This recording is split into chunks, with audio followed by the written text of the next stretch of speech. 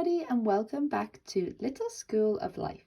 Today we're going to be reading this story, The Lion Inside by Rachel Bright and Jim Field.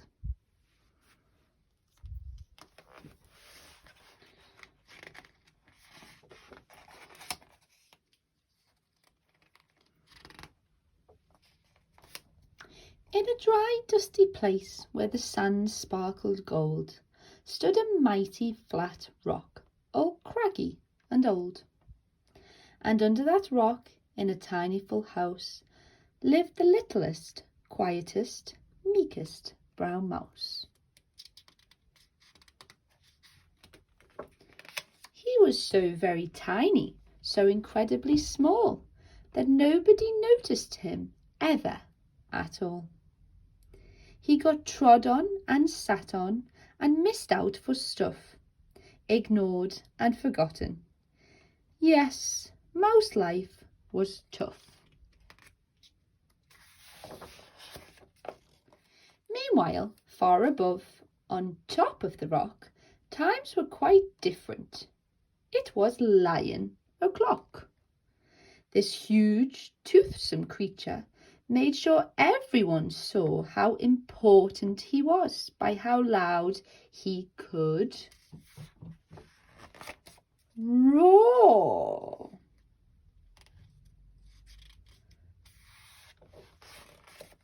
He was head of the pack. He was shouty and tough. He loved showing the crowd he was made of strong stuff. Yes, all were impressed by this mighty king cat. If only, thought Mouse, I could be more like that. Then, late one dark night in his Minnie Mouse bed, the cleverest thought popped into his head. He jumped from the covers and held up a paw. I've got it, he said. What I need is a roar. I mean, what if this mouse with the weeniest squeak was a little more grrr and a little less meek? Well, he'd still be the smallest of fuzzy brown mice, but he'd make friends and join in, and life would be nice. Yes, thought the mouse, I must find out how. I will learn how to roar, and I will learn it now. But gulp, oh my gosh, there was only one beast who could teach him this thing, but might make him a feast. It was time to be strong, take a chance. After all, forever was such a long time to feel small.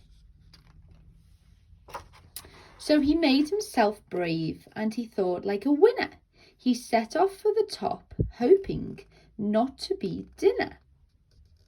It felt like the scariest thing he could do, but if you want things to change, you first have to change you.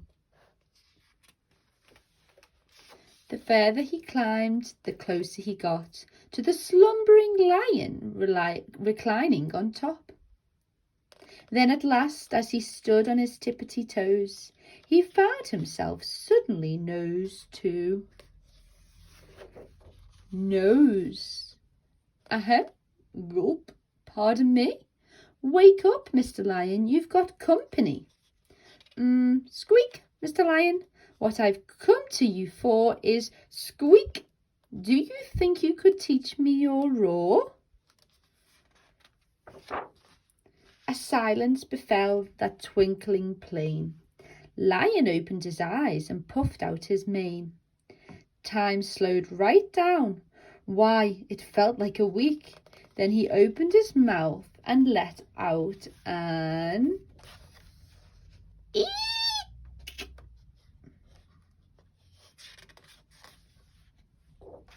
The lion was shaking, his paws all a fumble. He was backing away with a scrambling tumble. Don't hurt me, he whimpered. Oh, try to be nice. Well, my goodness, this lion was frightened of mice. Don't worry, Mouse peeped. I'm a friend, not a foe. Let's rock this together. We'll have fun, don't you know?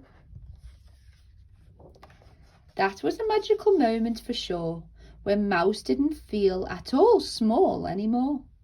He had found his true voice and learned to speak out, and for that you don't need to roar or to shout. And from that day and always the two were a pair. They both liked that rock better, now that rock was to share.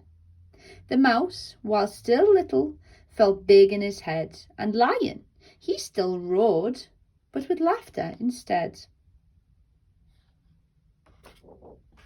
Yes, that day they both learned that, no matter your size, we all have a mouse and a lion inside.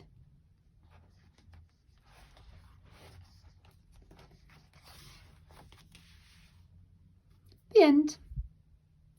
What a great story with a really beautiful message.